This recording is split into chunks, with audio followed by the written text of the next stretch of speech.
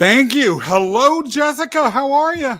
I'm good. How are you, Scott? Good. Now, because you are a special guest, I'm going to have us read out the title together. It's your first time, but I see there's a little gap here in the curtain. So I'm going to fix that real quick so that people can't see all the naked people running around my apartment. And here we go on the count of three. 1, 2, 3. Oh, look at that. I had to bring props. I love it. Let's say it. Okay.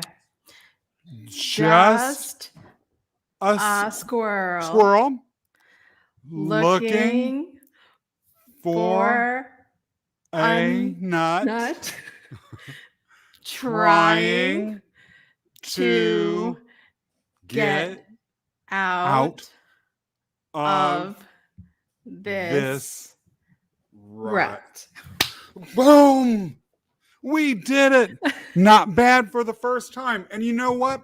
It brought a little bit of adversity into our lives. My curtain, us trying to get the words out of our mouths, and the interplay we're going to be having together today, it's going to be a little bit adverse for us. And I think that ultimately is going to be a really good thing. So Oleg is not going to be able to make it tonight for those who are watching this show or listening to it. So we have as a special guest, the one and only Jessica Dugas, who has been a regular fan of this show and has supported it since the beginning. Jessica, welcome to the show. Thank you for having me, Scott. And I feel like such a fangirl getting to be an honorary squirrel for this evening. You know, I brought my squirrel and I'm wearing my squirrel pants. As you know, I have those. I love the squirrel. Yes. Now, it's too bad we don't have a full body view, but hey, this is the StreamYard era, so we do what we can. This is a PG show, Scott. Oh, is that what you thought? No, not really. I was trying to make it sound good. Yeah, I was going to say your standards for what PG is very different than what the rest of the world's are. In any event, it's good to have you as our special guest tonight. Thank We've been you. excited about having you, and it's very much an honor to have you at the mic. So the theme tonight is: do we all really need adversity? And I will start with a little story, and I want you to just comment on it, and we'll go free flow from here. Sure. I was on Instagram recently with a friend of mine, and this person has suffered a lot of adversity in their life. They have had issues with their sexual orientation not being accepted in their community. They are gender non-binary. They are just generally a little bit maybe on the neurodiverse range. And they have had not come from any sort of wealthy background or anything.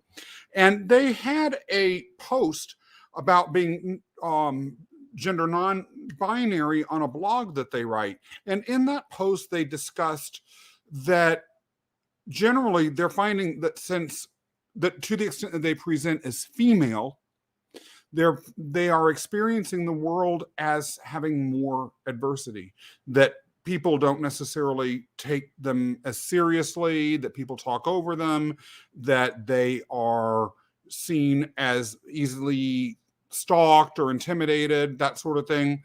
And they had as a concluding sentence, it's generally more of a struggle. Actually, they didn't say generally. They said it's more of a struggle to be a woman than a man.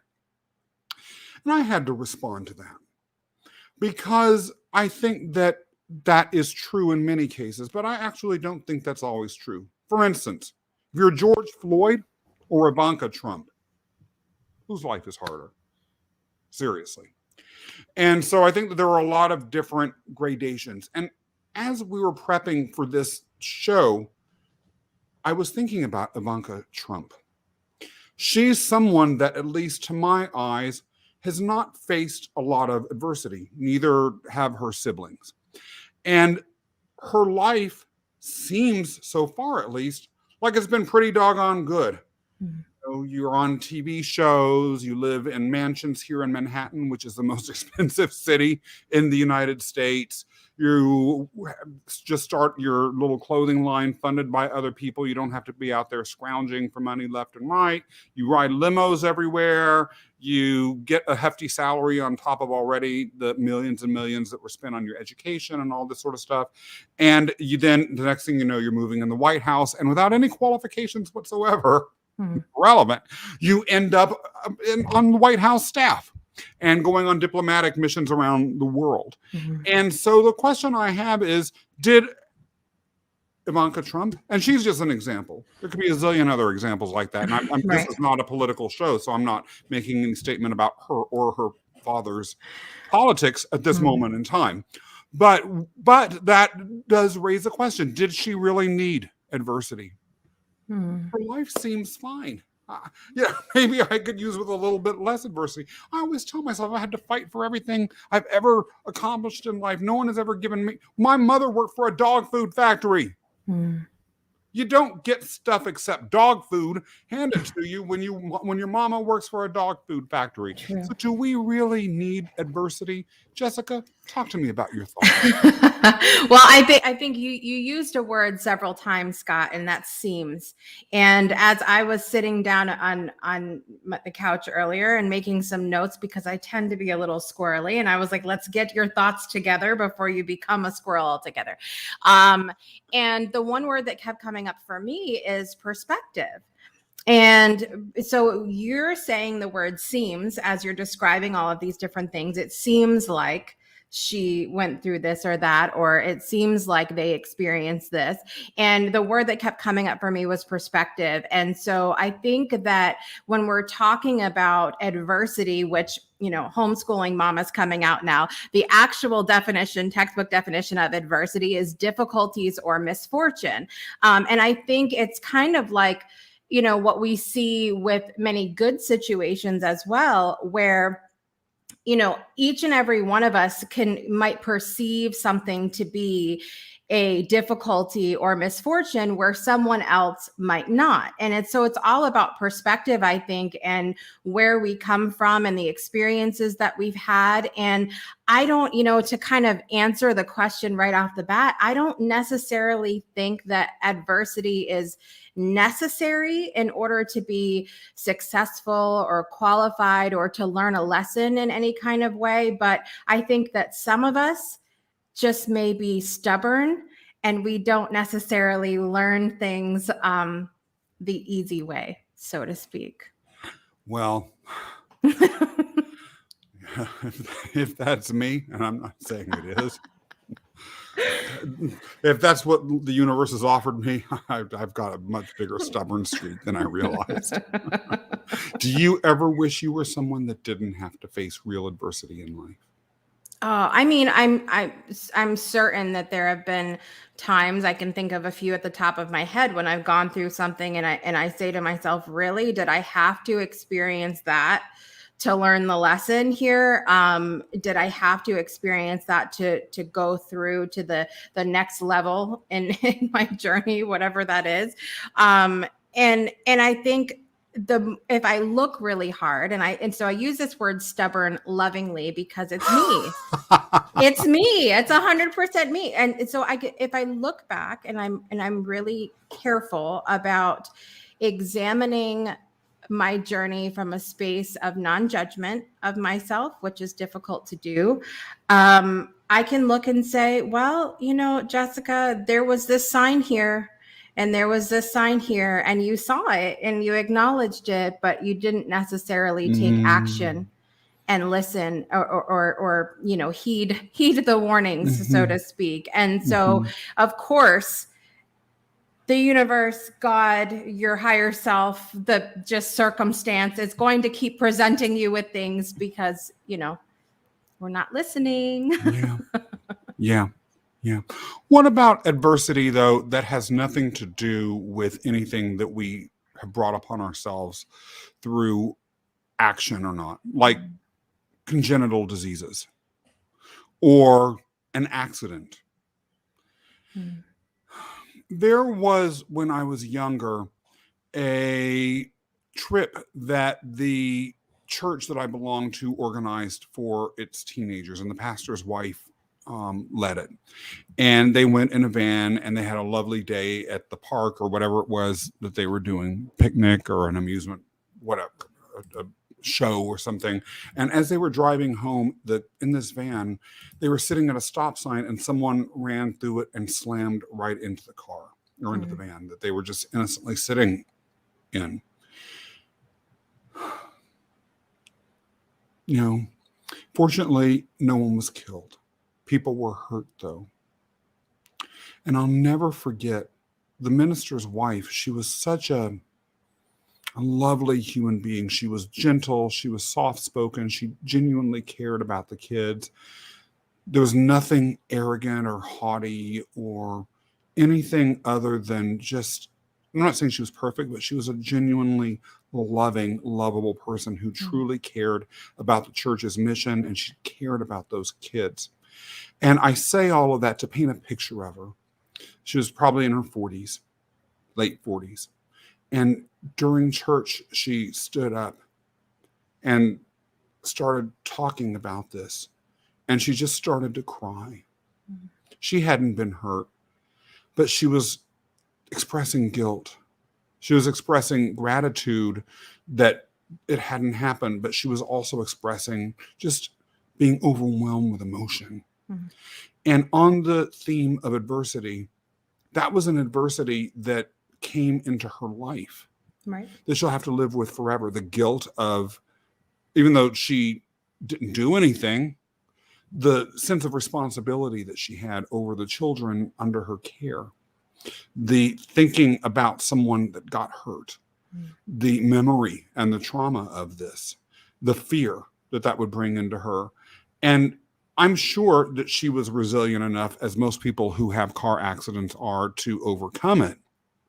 But is that really something that she needed to have happen? And before we go to answer that question, Kenny, it has been so long since you've been here, maybe 3 weeks.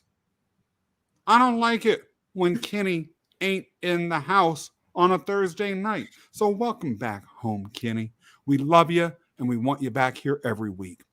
Jessica, what are your thoughts? And Kenny, just so you know, the topic is, do we all need adversity? And the point of the story I was sharing was really questioning whether adversity was, because everyone always says, well, what doesn't kill you makes you stronger. This car accident didn't kill her. It may have made her stronger, but did she needed to be stronger that way? I think you bring up a great story here, because it brings up another point of this, which is, can we ask the question, is it us that needs to be stronger, or do sometimes these things happen to make stronger other people? And you bring up specifically, this woman involved in church, dealing with children, all of these different places that she is of service in her life. And even if she doesn't see it that way, when she went through that, I'm sure that she had stories to tell and lessons to share, and more ways even of being of service. And the reason I'm thinking of this is because my grandmother, somebody who was super special in my life, she was very, very involved in the church growing up. Anywhere she could be involved in the church, she was involved in the church. Everything from serving the Eucharist during Mass to working in the finance office and counting money and doing all of these different things. And she had 3 different bouts of meningitis in her life. You typically don't survive one, let alone the 2. And the 3rd one was when she finally, she passed on due to it wasn't even the meningitis, it was the complications from. And I remember the one time when the first time I was very young, and I remember waking up and the ambulance was coming in, and there was all kinds of commotion. It was in the middle of the night. She was having a seizure from the meningitis. And And I remember her going through all of that. And then I also remember when my grandfather had his stroke and she kept him at home and took care of him for 12 While she years. had meningitis? No, this in between all of that, in between all of these years of doing that, my grandfather had a stroke. She kept him at home for 12 years and took care of him. And it was a lot on her.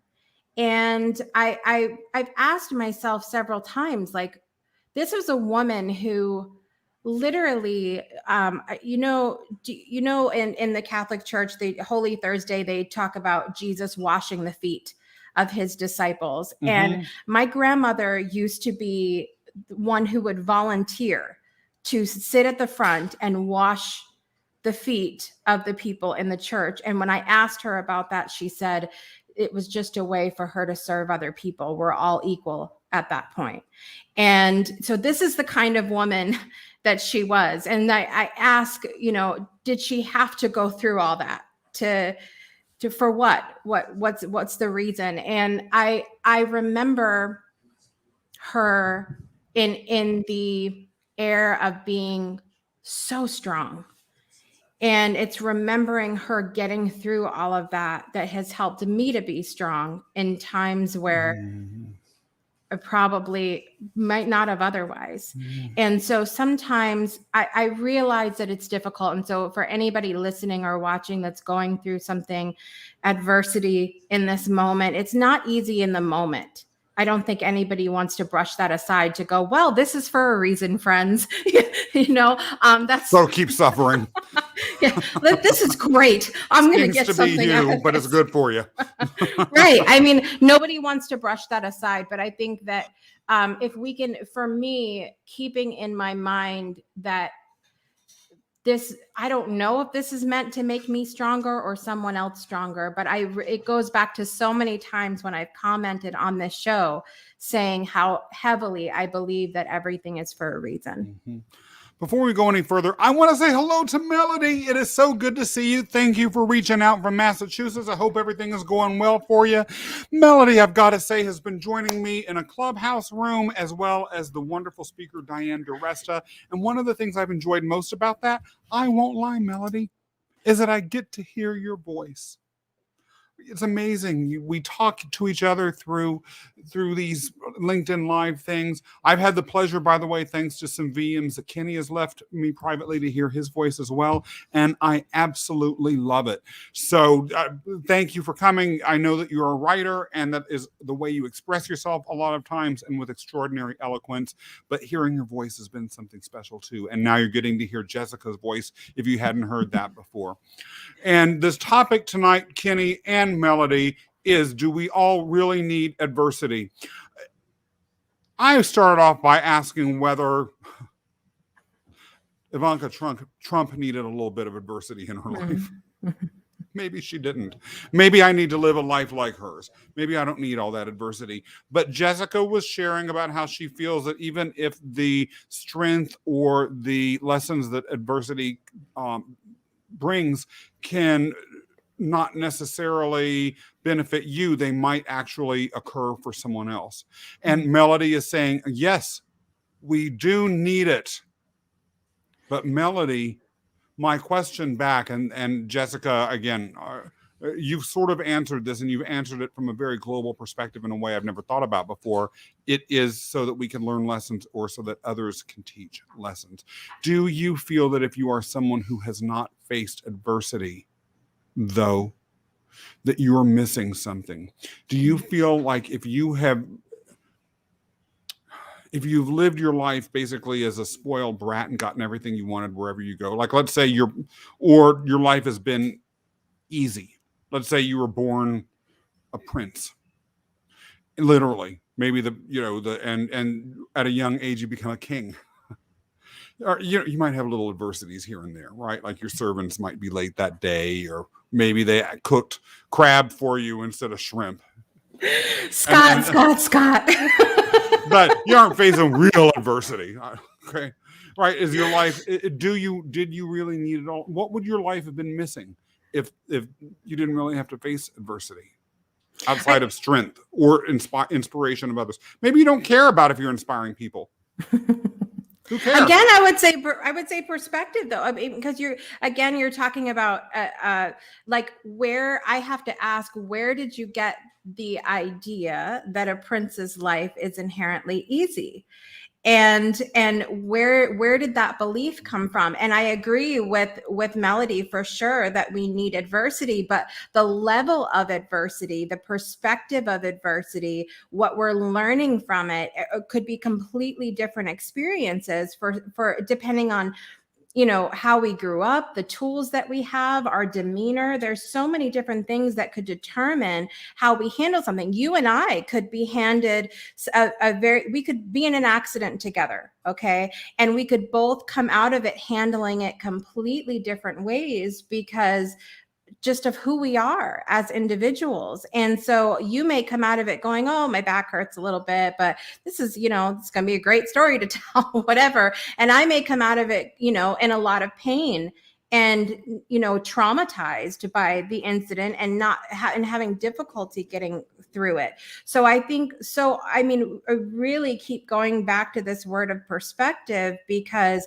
for me to say that someone's life is easy or that they haven't experienced the same level of adversity as me, it could very much be equal, different circumstances that we've experienced, but we both have different tools and ways of handling things.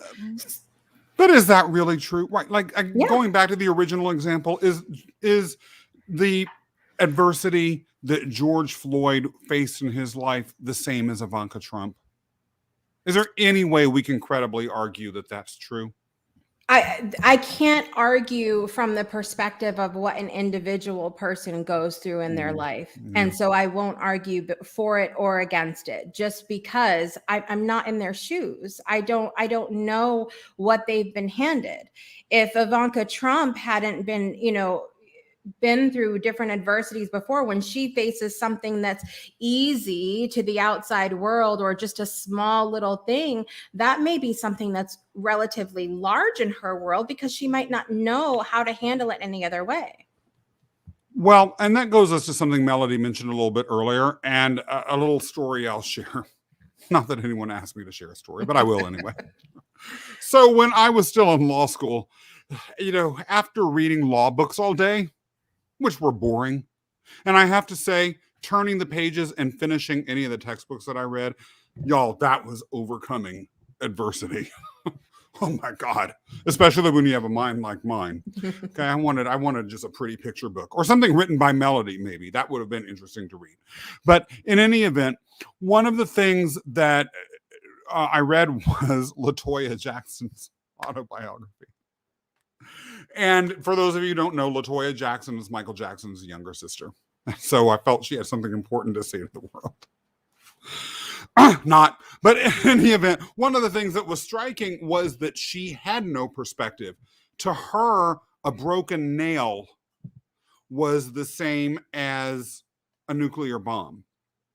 Not getting invited to a party that Diana Ross held or not getting a record contract was the same as an entire building being leveled with people inside. And so I think that it's hard for me to argue, and I don't want to minimize the pain of LaToya Jackson. LaToya Jackson, if you ever hear me, I promise I really do feel your pain. But what is in me tonight? I'm possessed by evil. But in any event, I think that Melody says, wow, blinders on. I'm not sure if Melody's talking about LaToya's or mine, though. It may be mine. I can take that, Melody, especially from you. But it goes as to what Melody was saying earlier. Facing adversity gives opportunity to sit in the dark and then help lead others out of it. And I will say the horrible experience that George Floyd went through, and I would not wish this on anyone. I'm sure he would not have chosen it for himself. I mean, it's a huge tragedy. It has shined a light on major problems in our society, though, and a feeling of extreme discontent about the plight of a large number of people. And so I think that is that's a fair point. Whereas the lack of adversity of let's say, and we'll assume that she really that she hasn't faced any massive adversity, but like you said, it's a matter of perspective. Maybe LaToya Jackson isn't able to provide that sort of light, or maybe her struggles that might seem minor and trivial to us, but which are trivial to her, are a light for those that are similarly situated and still need a light, and they feel like, I can't even handle getting a fingernail broken. How am I going to handle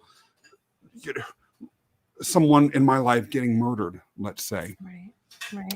Oleg, who is not in the house on screen tonight, asks, how can one value the adversities of others without diminishing their experience?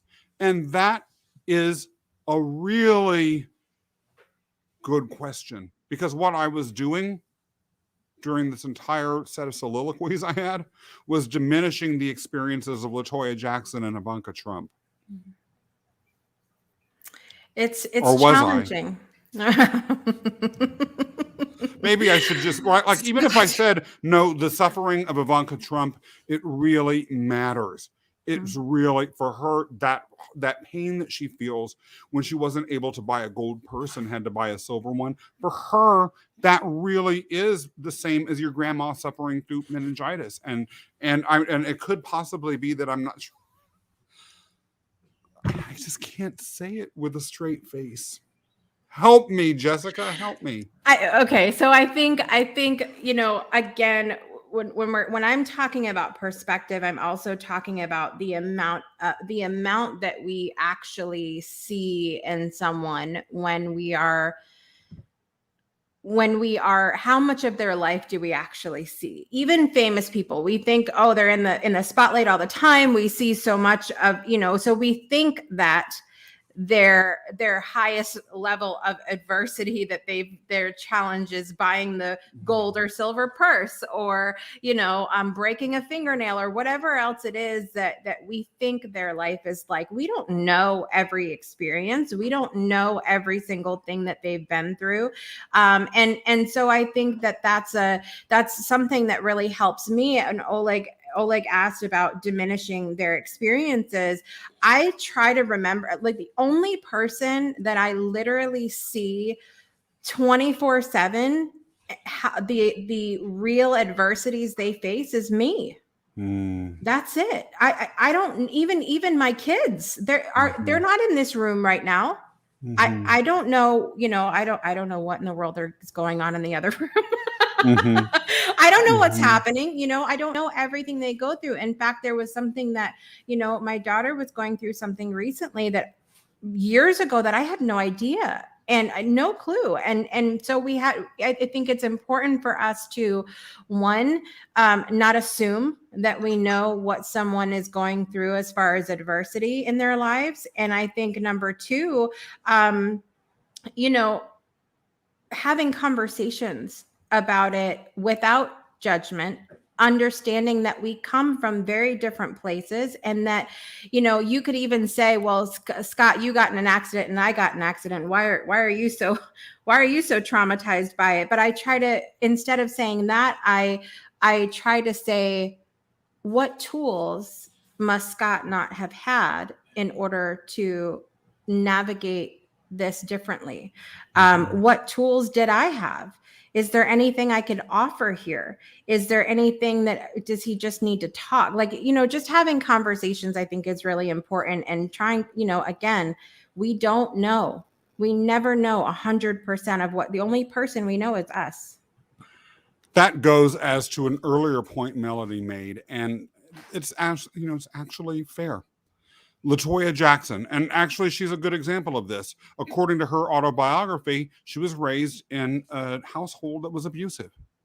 And she may not have fully processed that, assuming it's all true, and I don't want to cast aspersions on anyone that I don't know. None of us have been in her life situation, but let's say for the sake of argument that that is something that truly happened to her.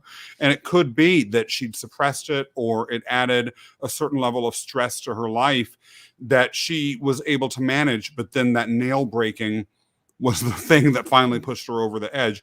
And, I sort of say that laughing, but I actually don't laugh at it, because there have been times where, I've had such a horrible day. Everything that's gone, my boss has yelled at me. I screwed up an assignment that I was working on.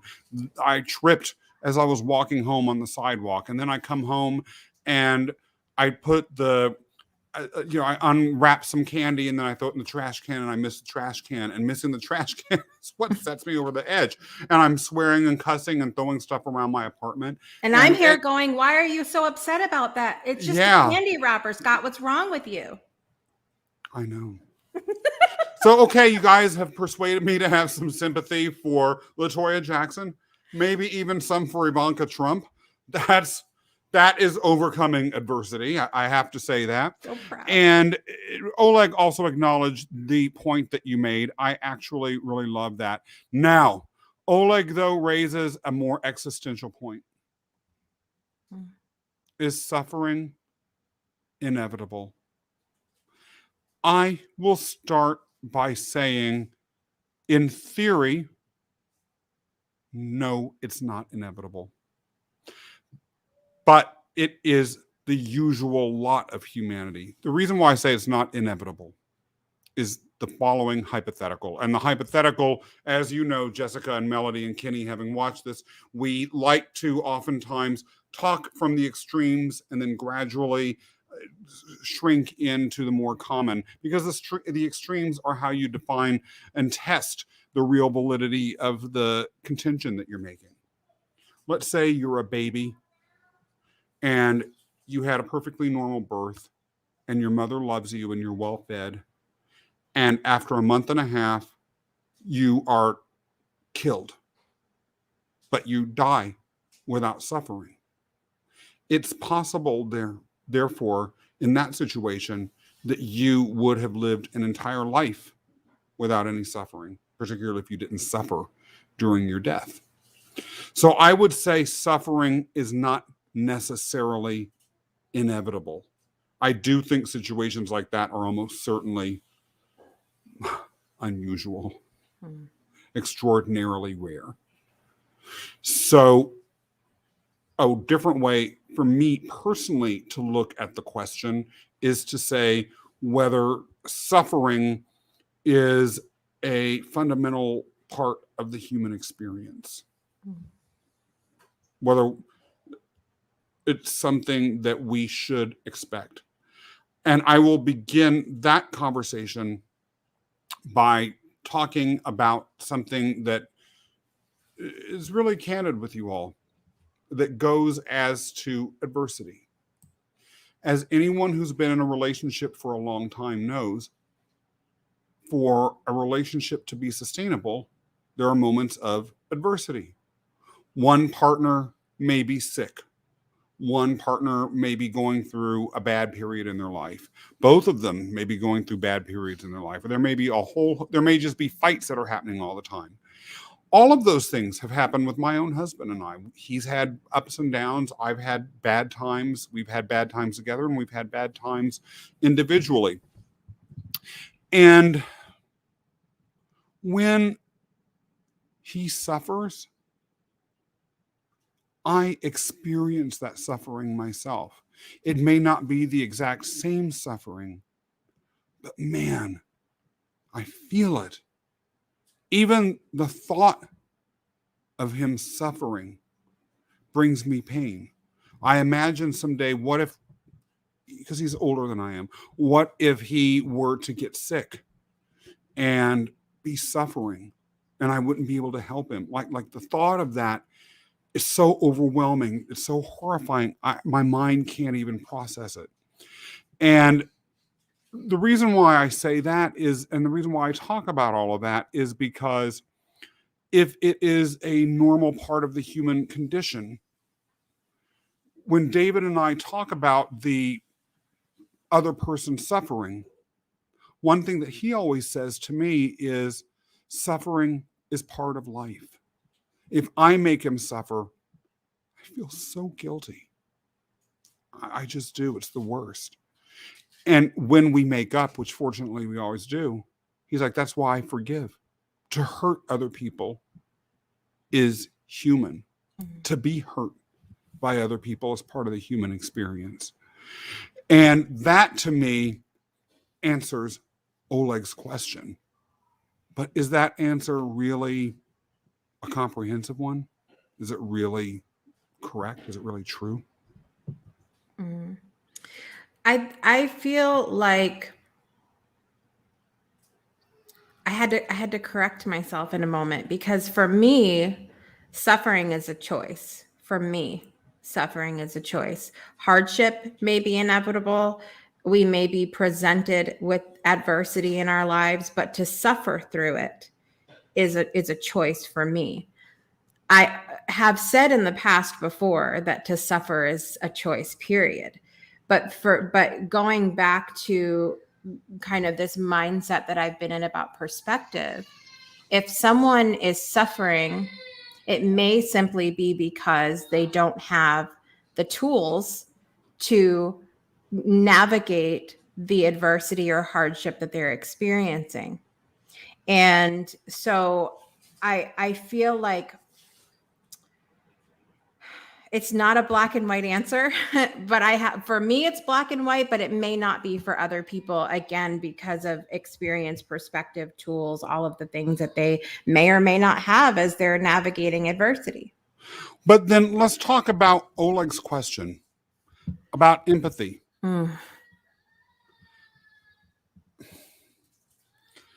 You know, I don't understand the answer to that question because I feel it so primally. My feeling of empathy, of course, maybe not, of course, has deepened dramatically as I've gotten to know David over the course of the many years that we've been together. And it's been all but a few of my 26 years on this earth, because we got married when I was 6. But in any event, yeah. No, in New York, that's not legal. Won't talk about it anywhere else. Yeah, well, but be that as it may, one of the things that struck me about David when I first got to know him, even within the first 3 months, I think this incident may have occurred even during the first month that we were together. Mm-hmm. There was this magazine called The Economist that I would read at the time and that he was reading.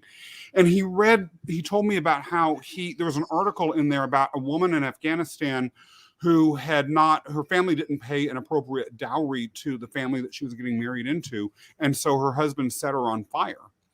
And he had such profound empathy for this person. And actually, that's part of why I realized I wanted to be with him, because I wanted to specifically to be with someone that had empathy. He'd never met her. So that empathy, I assume, was coming from a more universal place than just I know the person, because he didn't know her. She was just someone that he read about in a magazine article. And I barely knew David. Looking back, I felt like I knew him. We did know each other really well, even after we first got to know each other. But I also felt empathy for him, or felt a connection with him because of that level of empathy that he had just demonstrated. So for me, I experience empathy as an emotion more. There is an intellectual component to it, but sometimes I feel it as an emotion. And part of why I say all of this is because it's hard for me to truly accept suffering as a mindset, because I feel it not from my head. I feel it from my heart. Empathy is, I think, something that I've always experienced in an extremely deep way. I can remember, I haven't always been connected to it or understood what it was that I was experiencing. And I tend to experience that not just from, my spouse or my grandmother or my children, but could be walking through a grocery store and experience something on a very deep level. And if there's a lot of people, I don't even know where that came from. I'm kind of like, who's hurting here? Yeah. And so where does that come from? It's hard for me to answer that question, because I want to say it comes from a deep, maybe love or respect for another person, in addition to our own experiences and adversity. I think it's a combination of things. But when I was very young, I didn't have a lot of adversity and experience yet, and I don't know that I am 100% an empath, Melody. And I didn't have the experiences yet. I don't know that I really understood love and all of that when I was little. So where did it come from? Maybe it's just who some people are. Maybe people are just more connected to it. It's an interesting question, because I don't necessarily think it comes from one place. Do you feel, though, as Oleg asks, whether there is a connection between empathy and adversity? And Melody, I'd be very curious to hear your thoughts about this too, as an empath. By the way, I used to think I wasn't an empath. And then in 2020, I had a fascinating conversation with a psychic who told me that I was. And then I was like, oh, I just didn't realize it. Maybe I didn't self-define as an empath, so I hadn't realized that I had this within me. Although I find it very easy to see things from the perspective of others, and I do feel quite easily what they might be feeling, with limitations. Sometimes I don't, or sometimes I'm like, yeah. And I'll be honest about this. Sometimes I'm like, yeah, you're suffering. You needed to suffer. And sometimes I feel like people have done things that are horrible to others, and they need a little bit of adversity. Yeah. But I'm talking too much. Jessica. Can I answer Oleg's question, please? The last one. This is a free flow conversation. I want to answer this question. So yes, there would of course be empathy. Because empathy. So first of all, to go back to what he said at 6:50, I brought my homeschool mom skills, and I defined adversity when we started off the conversation. And now I'm going to define empathy, which is the ability to understand and share the feelings of another. And that doesn't have to be hardship or adversity. It can be any kind of feeling. And one of the things that I share, I'm in the process of writing a collection of short stories about growing up with my grandparents. And the opening, I'm giving it away. The opening of the book talks about a story of the attic that my grandparents had, and it wasn't always an attic. It was bedrooms back when my mom and my uncle were little. And then, as they left, and I was raised there, and I left, and then it turned into the attic, and we weren't allowed to go up there. That was you don't get into Grammy and Grampy's things. But I used to sneak up there all the time. And there was a closet that my grandmother hung all of her dresses that she wore once to a wedding or something like that. And there was this peach pink dress with all of these incredible sparkles. I wish I have the picture over there. I wish I would have brought it over here with me. And I didn't know where she wore this dress, or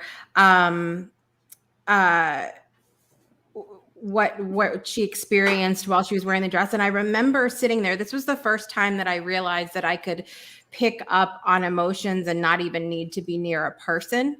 And I touched this dress, and I closed my eyes, and I felt her dancing, and I could hear laughter and joy and nervousness and all of these different things I experienced in that moment, just touching this dress. And it turned out that was the dress that she wore when my mother married my father. I had no idea. And I have pictures now that were given to me later on, but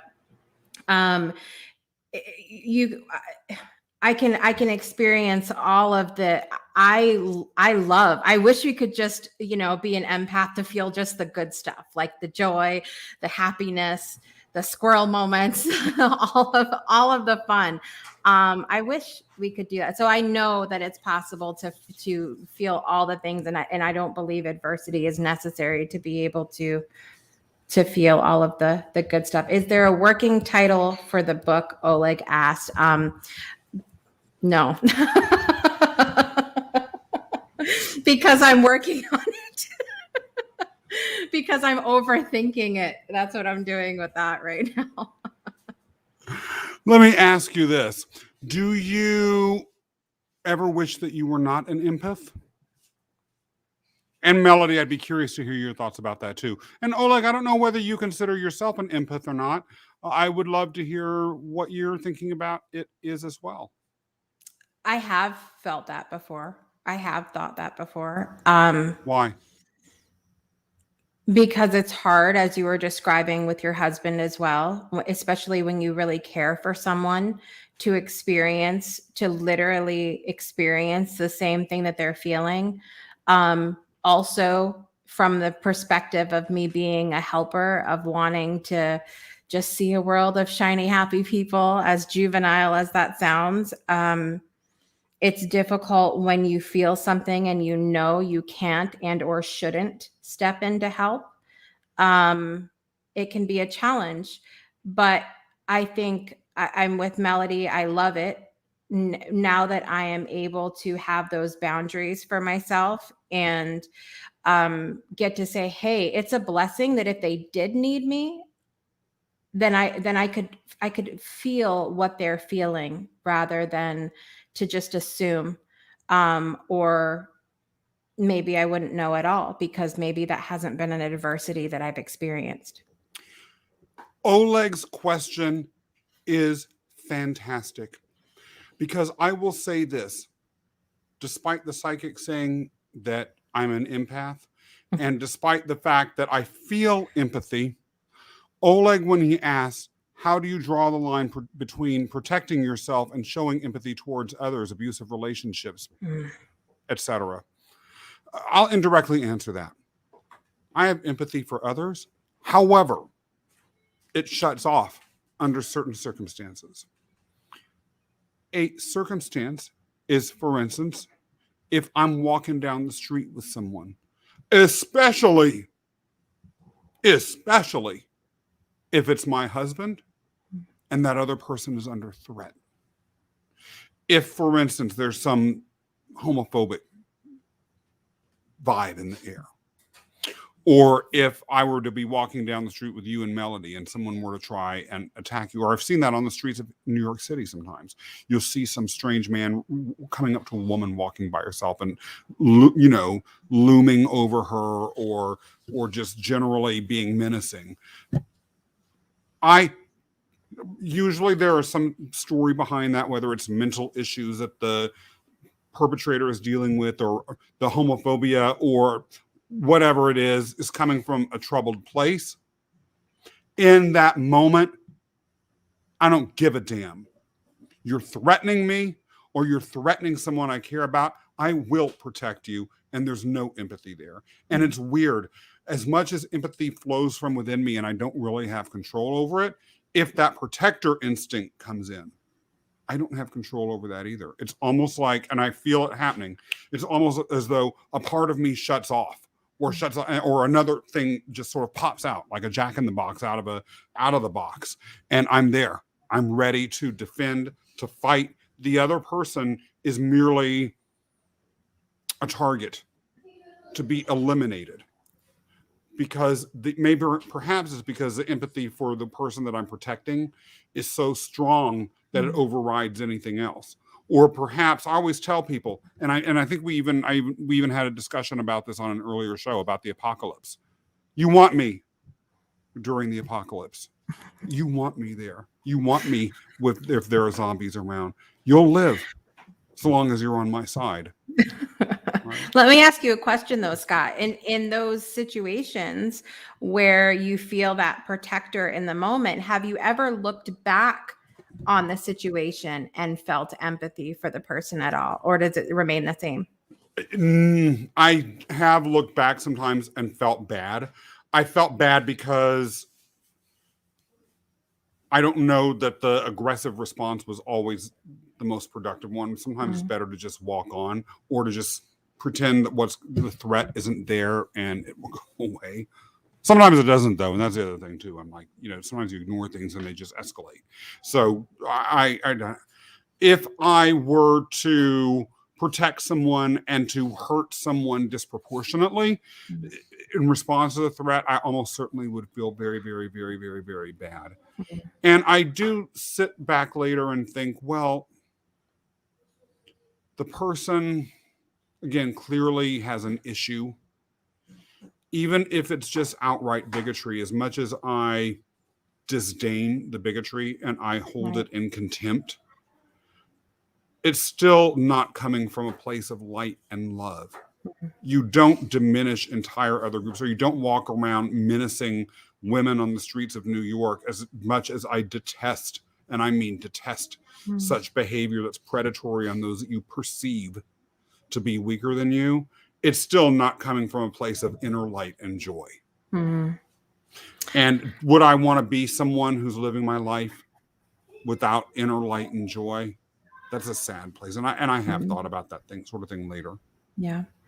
I think there's a huge misconception, especially in the spiritual and personal development communities, that light and love has to be this one facet way of being. That I think one of the biggest things that I have talked about till I blew in the face on my own shows and in my own community recently is about the multifaceted nature of feelings. I used the example of when my brother and grandfather passed away and we had gone up to Connecticut for the funerals. It was snowing a lot during that time. My children had never experienced snow. And so we're trying, desperately as parents to get them to be still and quiet at the cemetery, but they're like, oh my God, snow, like freaking out, like wanting to build the snowman right there on the graves. Like nobody cared. And I was feeling sad and happy and excited and frustrated and angry and literally all of these emotions at the exact same time. And I think that when we're talking, Oleg specifically said, do you show empathies to others during their moment of ignorance? I feel like, you can be like, really, where did that come from? And at the same time, one of my favorite things that I've learned to ask myself since last year, actually, I had someone that I knew post on social media something that was really unkind towards one particular group of people. And I happened to fall in that particular group of people. And she didn't say it to me. She didn't call me out by name, but it was a vast generalization. And I remembered in that moment saying to myself, what must she have had to experience in order to reach that space? And even if in the moment someone has done me wrong or said something general in that way, it might hurt for a minute. I might be really angry for a minute. I might say, what in the hell are they thinking? But then I really have made a very conscious effort since last year to say, what must they have had to experience in order to reach that space, that mindset, that opinion that they have shared?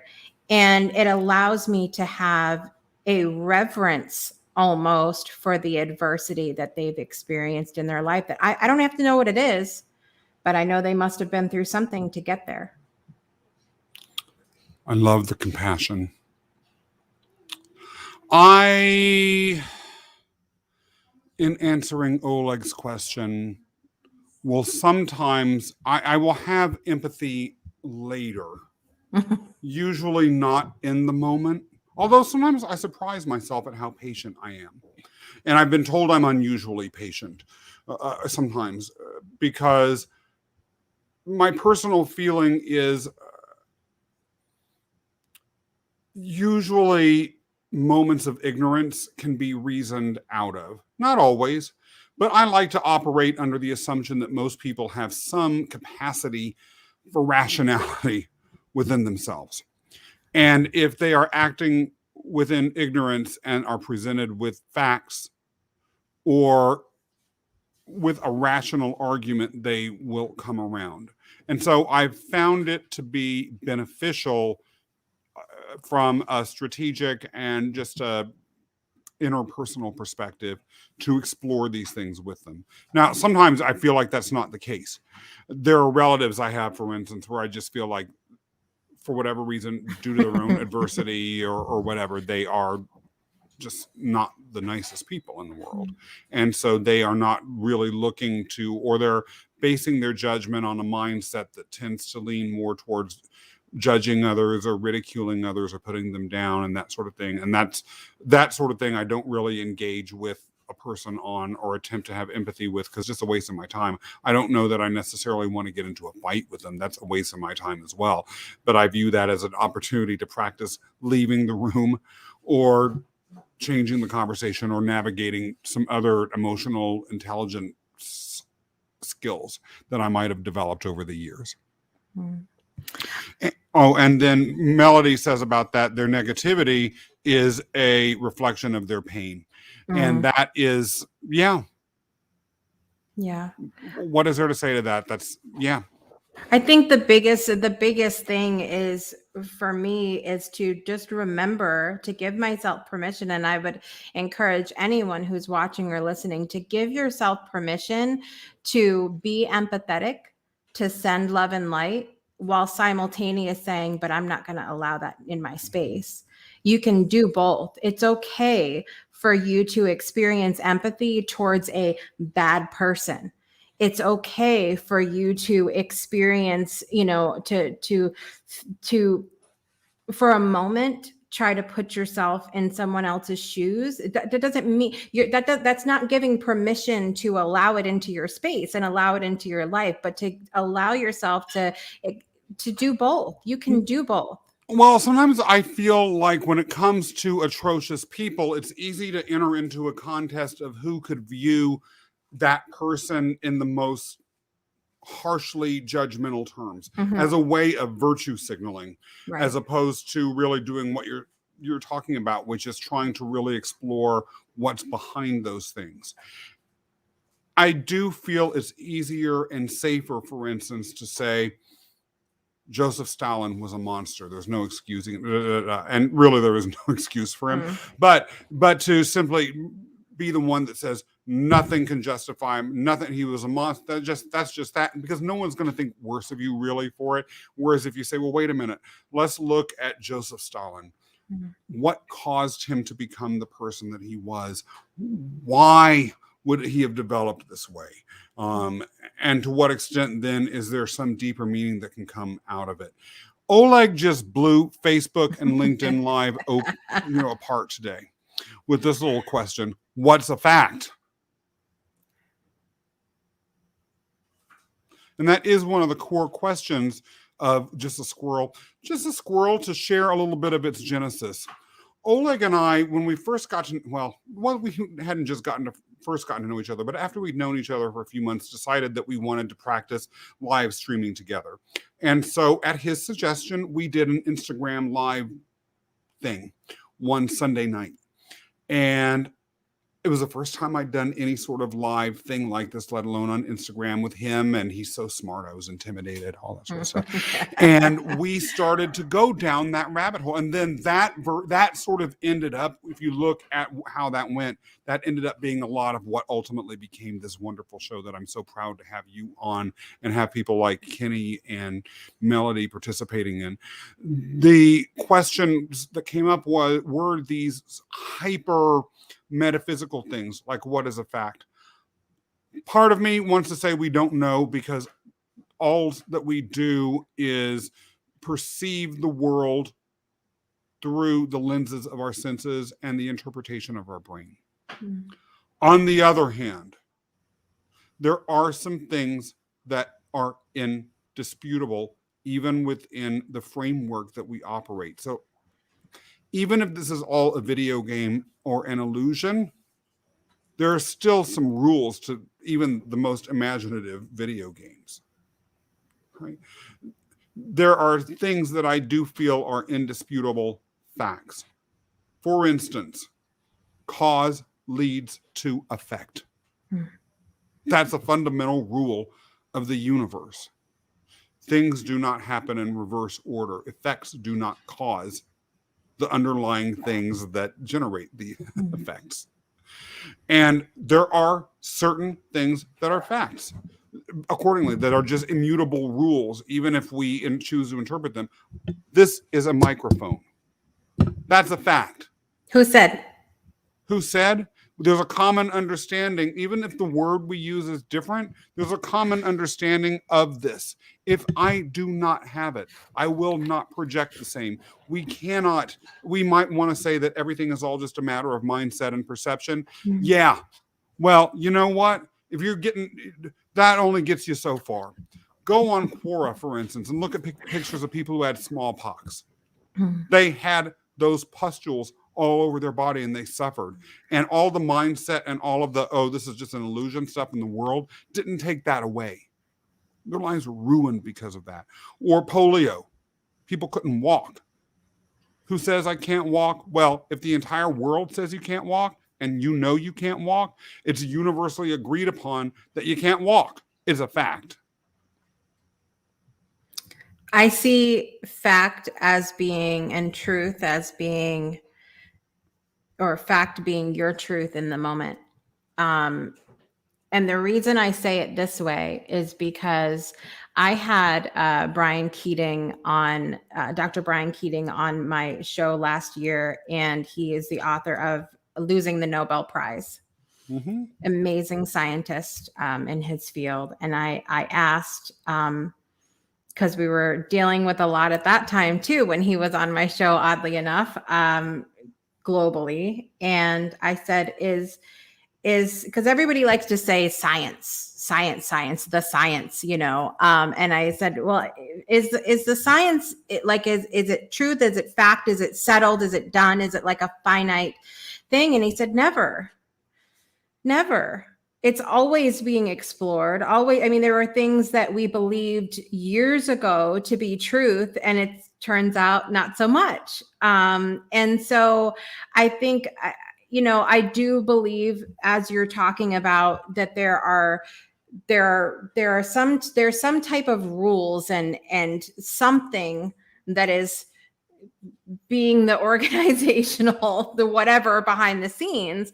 However, I think that we would be doing ourselves and the world a huge, tremendous disservice if we took everything as this is it, this is the fact, this is the truth, simply because it's presented to us as such. Some things are settled. I'll disagree with them. For instance, there's a force in the universe called gravity. Step off a cliff. It's pretty settled that you'll fall. Mm-hmm. That's a fact. But there may be pieces of that, is what I'm saying. There may be pieces of that still have yet to be explored. They may not have been explained. That's true. But then there are things where and the fundamental of science, of course, is that there's a hypothesis out there that is presented as explaining something. And then that hypothesis is tested. And if it meets all of the criteria and it's repeatable and all those sorts of things, it becomes a theory. And that theory is, for all intents and purposes, a fact, unless and until the facts, it's exposed that the facts don't meet the theory. That's part of an ongoing learning process. But for instance, note that what he was talking about had to have been based on, at least if he was talking about something else altogether, the development of an explanation for phenomena.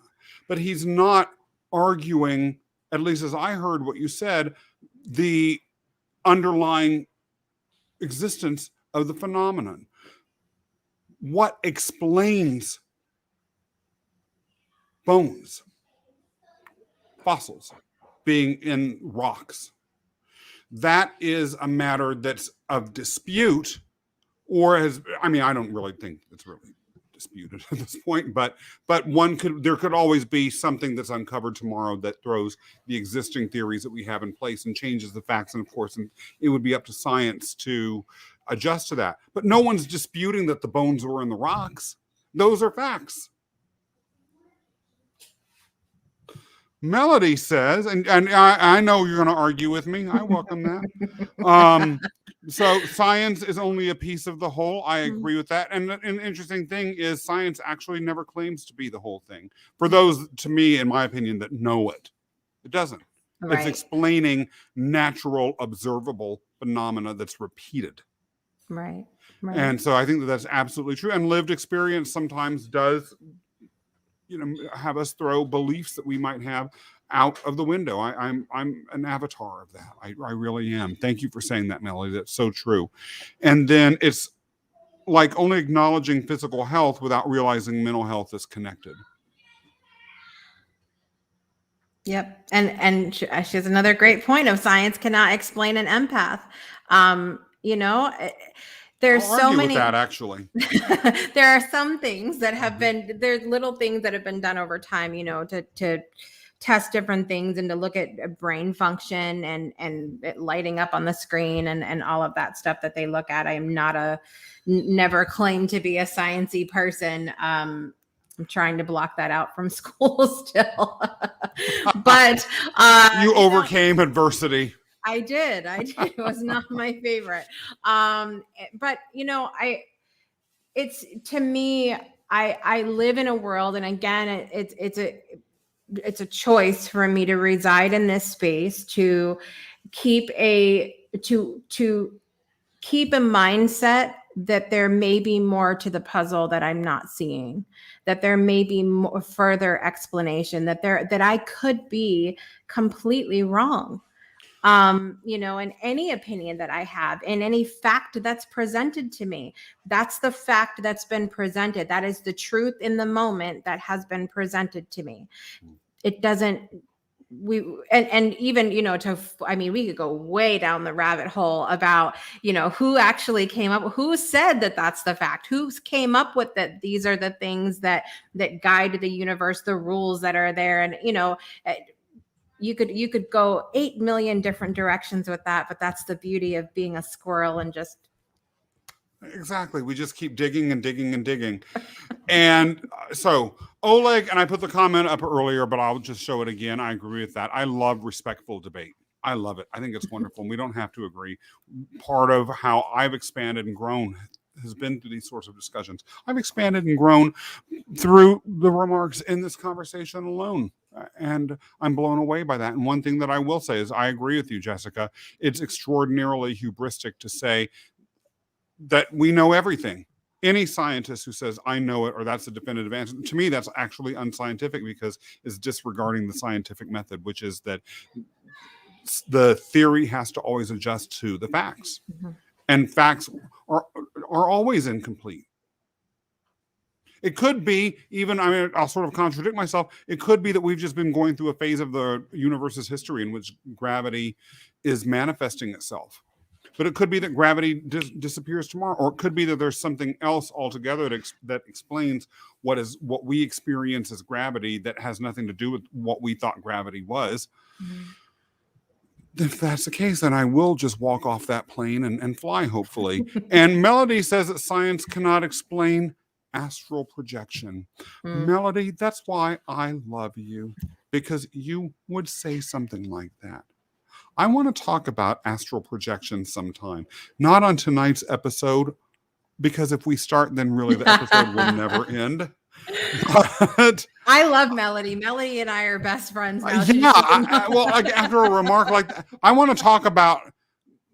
We'll have to have a whole conversation about astral projections. I want to, by the way, have an astral projection sometime. So, Melody, whenever we do talk about it, I want you to help me with this, because I seriously, I'm not saying that facetiously or all skeptically or anything. Seriously, that's something I want to experience in my life. all the good, like supernatural stuff, it never happens to me. I want it to. And I'm not saying that it doesn't happen to other people. It just never happens to me, and I'm mad about it. Oleg says, it's a pleasure seeing Kenny. It is, definitely. And Melody correctly says there's always more to learn. And she welcomes the conversation about astral projection. Melody, just remember, the monster I will become is the monster that you created.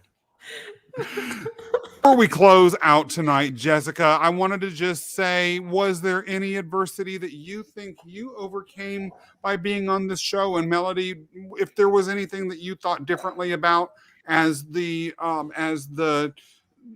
show went on, I would love to hear about that. And Jessica, also maybe you could talk a little bit about your show, where people can find you, and about the musical event that you're sponsoring that's coming up.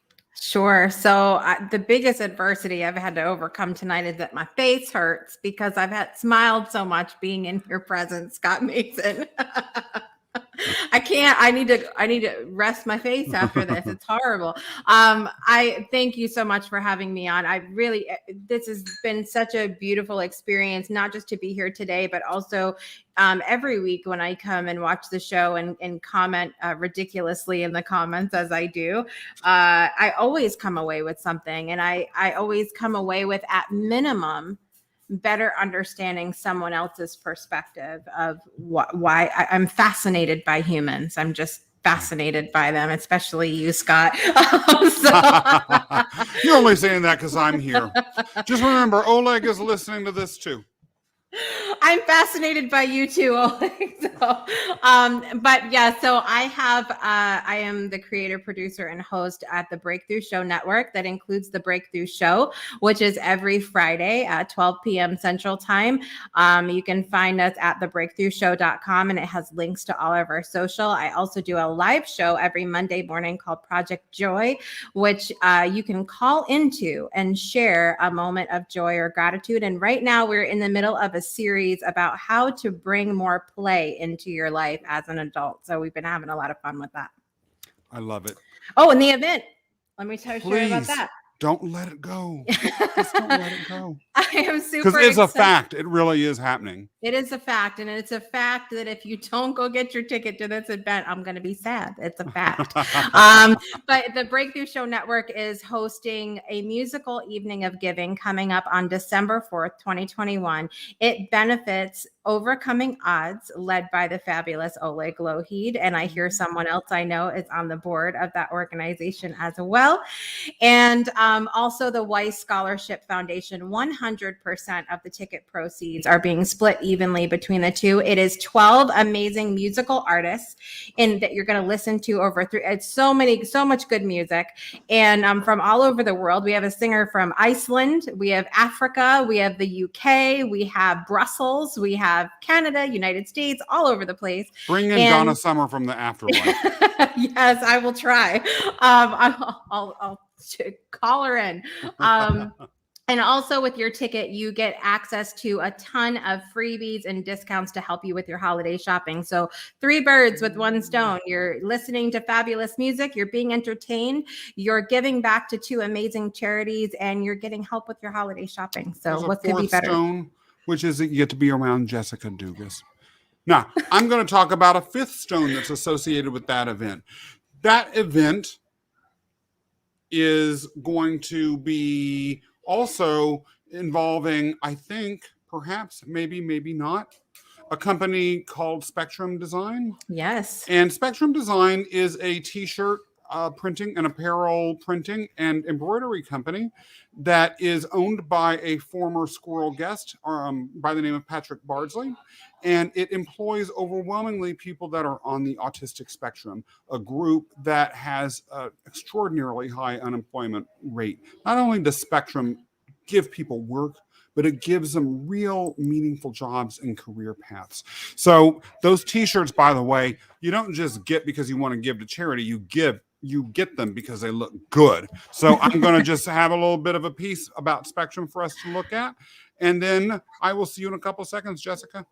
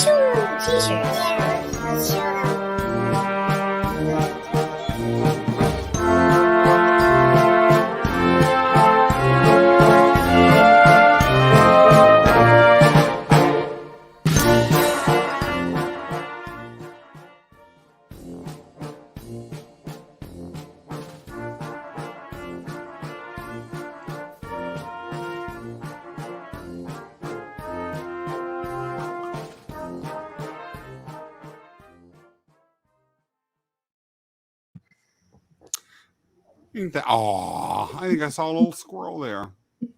By the way, there are squirrel t-shirts that are for sale. You saw them in that little video animation. Jessica, you're going to have one coming your way, Melody as well, and some other folks who are fans of this show. So reach out to me. If you can DM me through Facebook or LinkedIn Live, and we will talk about how we can get them over to you. In the meantime, Jessica, it's been a pleasure having you. Thank you for coming and bringing such empathy to the show.